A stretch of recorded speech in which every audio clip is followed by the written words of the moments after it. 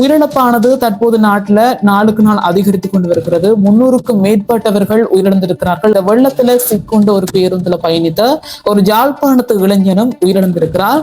அவருடைய சடலமும் தற்போது மீட்கப்பட்டிருக்கிறது. இந்த அறிவிப்பையும் மீறியும் போலியான தகவல்களை பகிர்பவர்களுக்கு எதிராக 24 மணித்தியாலங்களுக்குள்ள சட்ட நடவடிக்கை எடுக்கப்படும் என்றும், அவ்வாறு அழைக்கப்படுபவர்கள் சரணடையாவிட்டால் அவர்களுக்கு எதிராக கடுமையாக சட்ட நடவடிக்கை எடுக்கப்படும் என்றும் தெரிவிக்கப்பட்டது.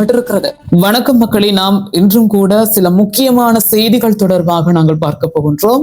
நம்ம சேனலை இன்னைக்கு தான் ஃபர்ஸ்ட் டைம் பாக்குறீங்கன்னா மறக்காம சப்ஸ்கிரைப் பண்ணி கூடவே பெல் பட்டனையும் கிளிக் பண்ணி வச்சுக்கோங்க. அப்பதான் நம்ம போடுற ஒவ்வொரு செய்திகளும் உங்களுக்கு உடனுக்குடன் வந்து சேரக்கூடியதாக இருக்கும்.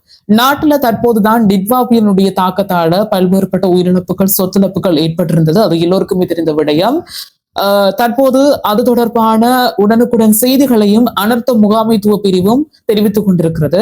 உயிரிழப்பானது தற்போது நாட்டுல நாளுக்கு நாள் அதிகரித்துக் கொண்டு வருகிறது. 300க்கும் மேற்பட்டவர்கள் உயிரிழந்திருக்கிறார்கள். அதே நேரத்துல 300க்கும் மேற்பட்டவர்கள் காணாமல் போயிருக்கிறதாகவும், அதற்கான தொடர்ச்சியாக மீட்பு பணிகள் இடம்பெற்று வருகிறதாகவும் அனர்த்த முகாமைத்துவ பிரிவு தற்சமயம் வெளியிட்டிருக்கிறது. தொடர்ந்தும் நாங்கள் பார்த்தோம் என்றால், இந்த டிட்வா புயலினுடைய தாக்கத்தால அதிகரித்த மழை வீழ்ச்சியால வெள்ளம் ஏற்பட்டிருந்தது. இந்த வெள்ளத்தை சிக்கொண்ட ஒரு பேருந்துல பயணித்த ஒரு ஜாழ்ப்பாணத்து இளைஞனும் உயிரிழந்திருக்கிறார்.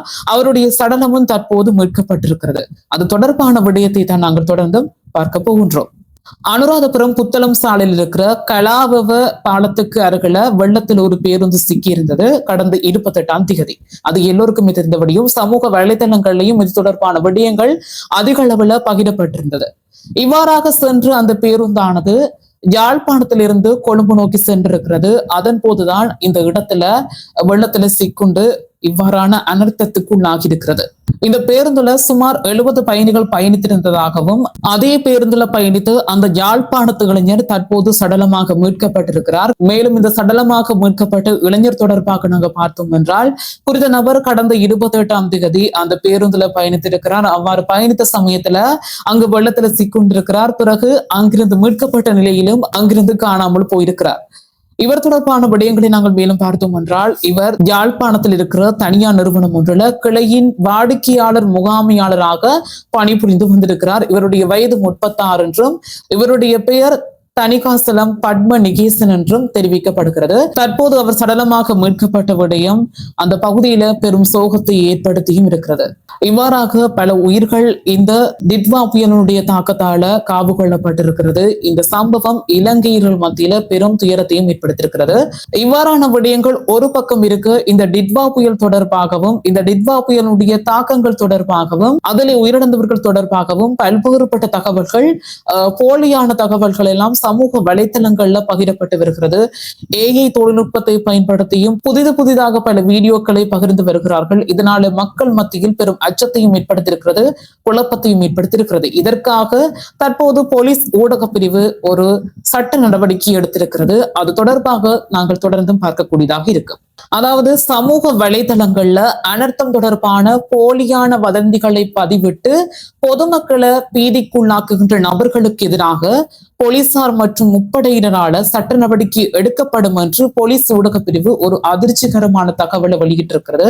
போலீஸ் ஊடக பிரிவால இந்த அறிவிப்பு வெளியிடப்படுவதற்கு முன்பாகவே நாட்டுல அவசர கால நிலையை பிரகடனப்படுத்தி ஜனாதிபதியால வெளியிடப்பட்ட விசேட வர்த்தமானி அறிவிப்புல கூட இவ்வாறான ஒரு செய்தி வெளியாக இருந்தது. சமூக வலைதளங்கள்ல இந்த செய்திகளை பகிர வேண்டாம் என்றும்.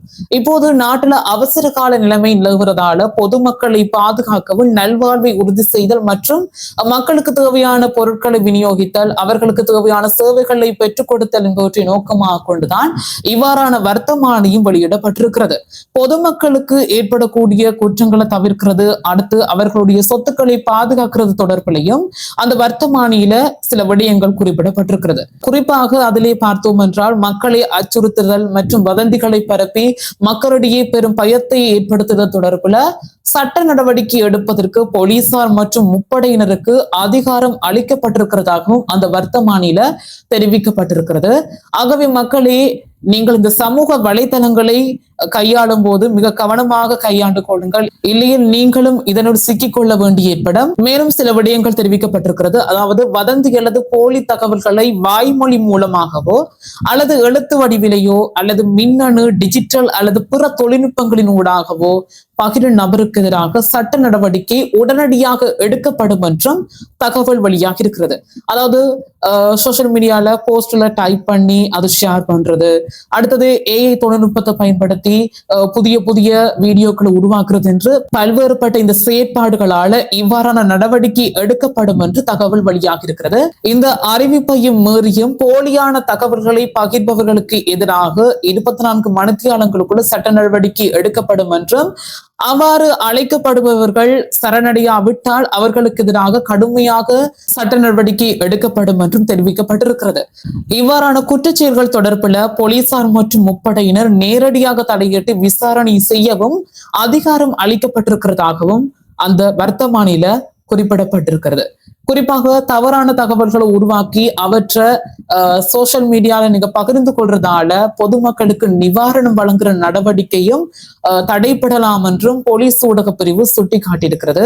ஆகவே இலங்கை மக்களாகிய நீங்கள் ஒரு பொதுமகனாக யோசித்து இவ்வாறான செயற்பாடுகளில் ஈடுபடுவதை நீங்கள் தவிர்த்துக் கொள்வதால நீங்களும் இந்த சட்டத்துக்கு உட்பட்டு நடந்து கொண்டீர்கள் என்றால் இவ்வாறான சிக்கல்கள்ல சிக்கிக்கொள்ள மாட்டீர்கள் என்று நினைக்கின்றேன். ஆகவே இது போன்ற செய்திகளை உடனுக்குடன் அறிந்து கொள்வதற்கு நம்ம சேனலை மறக்காம சப்ஸ்கிரைப் பண்ணி கூடவே பெல் பட்டனையும் கிளிக் பண்ணி வச்சுக்கோங்க.